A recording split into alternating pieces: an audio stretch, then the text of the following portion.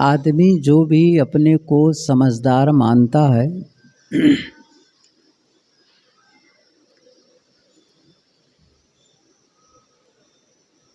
उसे अपने जीवन को साधनामय बनाना चाहिए।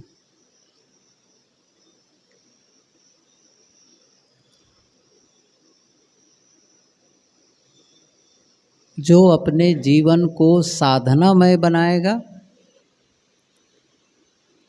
उसी के जीवन में सुख शांति का अनुभव होगा। प्रारंभ देखो तो जैसे हम सब का प्रारंभ हुआ था वैसे ही प्रारंभ बुद्ध और महावीर का भी हुआ था। वैसा ही प्रारंभ कबीर और नानक का भी हुआ था। राम और कृष्ण, ईसा और मोहम्मद, नाम चाहे जो लो, जिनकी आज हम याद करते हैं और हमारा मन श्रद्धा से झुक जाता है, हमारा मन विनय भाव से भर जाता है। जिनकी याद से उनकी शुरुआत, उनके जीवन की शुरुआत और हमारे जीवन की शुरुआत दोनों ही बराबर है। अंतर क्यों है? आज हम अपने जीवन में वह सुख, वह आनंद का अनुभव नहीं कर पा रहे हैं जो सचमुच चाहते हैं। अंतर यही है, उन्होंने अपने जीवन में साधना की। जिस क्षेत्र में जो साधना करता है उस क्षेत्र में उसकी प्रगति होती है। कोई व्यवसाय के क्षेत्र में साधना करता है तो व्यवसाय में प्रगति होती है। आप देखो, जो भी व्यवसाय में उन्नति करता है तो उनके पीछे उनकी साधना है। यूं ही थोड़ी है एक आदमी, दो आदमी समान व्यवसाय शुरू करता है, एक कुछ दूर जा पहुंचता है और उनका एक बहुत थोड़े में वो उनकी स्थिति बनती है, और एक बहुत आगे तक चला जाता है। कुछ तो अंतर है। उन्होंने साधना की है, उस क्षेत्र में अनुकूलता और प्रतिकूलता को सहा है, नियोजित किया है और उस क्षेत्र में उन्होंने सफलता पाई है। राजनीति में उन्होंने साधना की है। आज जो लोग राजनीति में सफल हैं उनके जीवन को देखो, पढ़ो, कितनी मेहनत करते हैं। आश्चर्य होता है कभी कभी राजनीतिज्ञों के जीवन को देखो तो रात में सोते कैसे होंगे वो लोग। कितनी उन पर बातें होती है, कितना उनको कटु कुठार बोलते हैं, कितनी आलोचनाएं होती हैं, कितना उनको क्या क्या करना पड़ता है। ये नहीं कि दूसरों का सुनना पड़ता है या दूसरे उनके विरोधी हैं, दूसरे पक्ष वाले अपोजिशन पार्टी तो विरोधी है ही, जो अपनी ही पार्टी के लोग हैं कम विरोधी हैं। आप लोग ज़्यादा जानते हैं। ना तो मैं समाचार सुनता हूँ, न मैं अखबार पढ़ता हूँ, टीवी की तो बात ही नहीं है। तो फिर भी कभी कभी आप जैसे लोगों से जब बातें होती हैं तो बताते हैं कैसे अंदर में घमासान होता है। उसके बावजूद फिर रात में जाते हैं, सुख से सोते होंगे, सुख से सो चाहे दुख से, नींद तो आती होगी, नहीं तो मर जाएंगे, और लंबे समय तक जीते हैं, लंबे समय तक।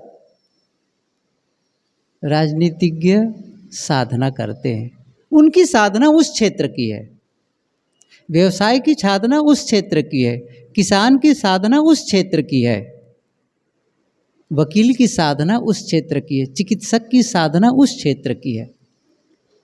एक विद्यार्थी की साधना, यदि साधना न करे विद्यार्थी, क्या वो परीक्षा पास कर पाएगा?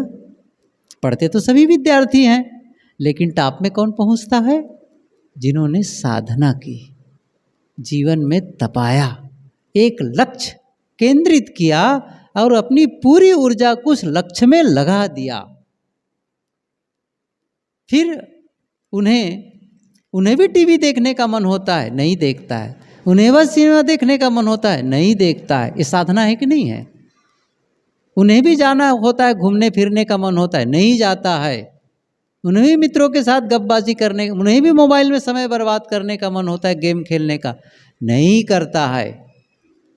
साधना करता है, वो साफ से अलग करता है, उन सारी चीज़ों से अपने आप को अलग करता है जो उसको भटका दे, जो उसको विचलित कर दे, और उसमें लगाता है अपनी शक्ति को, जिससे उनको सही रिजल्ट मिले। लेकिन आप देखेंगे, एक वकील हो, एक डॉक्टर हो, एक व्यवसायी हो, एक किसान हो, एक राजनीतिज्ञ हो, ये जितने भी विभिन्न क्षेत्र हैं, उन सब को चाहिए सुख शांति का अनुभव। चाहे जितना सफल हो जाए वकील, यदि उसके मन में शांति और अमन चैन नहीं है, उनकी सफलता कोई मायने नहीं रखती है। एक चिकित्सक चाहे जितना सफल हो जाए, यदि वो गहरी शांति का अनुभव नहीं करता है, आनंद का अनुभव नहीं करता है, तो वह अपने आप को सफल नहीं कर सकता है। चाहे व्यवसायी कोई हो, एक सम्राट केवल भौतिक चीज़ों को प्राप्त करके सुखी बन जाए और मान ले कि मैं सुखी हूँ, ऐसे कैसे हो सकता है? ख्याल आया, एक यूनान का सम्राट, उस समय के एक बहुत ही प्रसिद्ध पुरुष थे, सोलन। वो उसी प्रकार से थे जैसे सुकरात। जो सुकरात की प्रसिद्धि थी, जो उनकी प्रतिष्ठा थी, जो उनका व्यक्तित्व था, लगभग उसी के रूप में सोलन की भी थी। उन्होंने अपने सोलन को बुलाया, और इसलिए बुलाया कि वो आकर के देखे मेरे महल को, मेरे वैभव को, और ये कह दे कि सम्राट, आपके समान कोई सुखी नहीं है। और इसलिए क्योंकि इनकी बातें लोग मानते हैं, सुनते हैं। किसने कहा है? सोलन ने कहा है कि वो सम्राट सुखी है, तब तो लोगों को विश्वास ही जगेगा। बुलाए इस भाषा से, सोलन गए, देखे, दिखाते चले गए। बहुत सारी चीज़ें जो लूट करके लाए थे, बनाए थे। महल को ऐसा सजाया था जैसे कोई दुल्हन, सब चीज़ें थी, भरा हुआ था। वही कहना चाहिए ढेर, पत्थरों का ढेर कहो, वही हीरे सोने, इन सब का ढेर वो दिखाता रहा, दिखाता रहा। सम्राट प्रतीक्षा करता रहा कि सोलन बोले, लेकिन सोलन भी अद्भुत, वो खुश होना तो दूर, वो बड़ा गंभीर और उदास, न बोलता तो भी ठीक था, लेकिन वो गंभीर और ऐसा दिखने लग गया जैसे कोई वो सम्राट बिल्कुल मरणासन्न में हो, मरने वाला हो, उसको देखने आया हो। इतना उदास और गमगीन होने लगा। सम्राट बहुत चिढ़ गया और अंत में कहा, सोलन, कुछ समझ में आ रहा है? कुछ दिखाई पड़ रहा है कि नहीं दिखाई पड़ रहा है?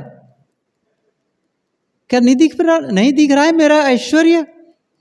क्या मेरे समान इस पृथ्वी में कोई दूसरा सुखी होगा? सोलन ने कहा, बोलो, कुछ तो कहो। सोलन ने कहा, मैं न बोलूं तो ही अच्छा है। लेकिन फिर भी उसने बोल दिया और कहा, सम्राट, जिसे तुम सुख का आधार मान रहे हो, ये सुख का आधार नहीं है। ये सब क्षणभंगुर हैं। शाश्वत में ही सुख है, नाशवान चीजों में सुख नहीं है। और इसे सुख मान रहे हैं इन चीजों को लेकर के, जो बदल जाने वाली चीजें हैं, आज हैं और कल नहीं रहने वाली चीजें हैं। आज आपका है, कल दूसरे का हो सकता है। इन चीज़ों को आपको लेकर के आप सुखी मान रहे हो।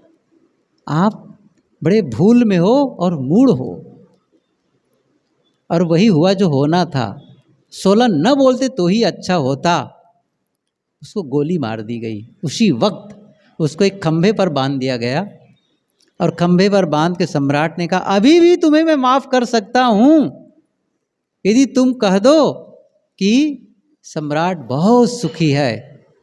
उसने कहा जो है नहीं उसे मैं कैसे कह सकता हूं, क्या मैं झूठ बोलूंगा इसके लिए। रही बात मौत की, मौत तो एक दिन आएगी ही, चाहे बीमारी से आए, चाहे मैं किसी हिंसक जानवर से मारा जाऊं, या कुछ हो जाए, या गोली लग जाए और मार दो। मरना तो है, लेकिन मैं झूठ नहीं बोलूंगा। जो सच है शाश्वत में ही सुख है, नश्वर में सुख नहीं है, इस परिवर्तन में सुख नहीं है। जिन चीज़ों को देख रहे हो वो सुख का आधार नहीं है। और उन्हें गोली मार दी गई। अब जो गोली मार दी गई और ऐसा संजोग 10 वर्ष के बाद वो राजा हार गया किसी दूसरे राजा से, सम्राट से। और जब सम्राट से हारा तो ऐसा संजोग था, उसे भी एक खंभे पर बांध दिया गया। बस उसे भी गोली मारने वाले थे।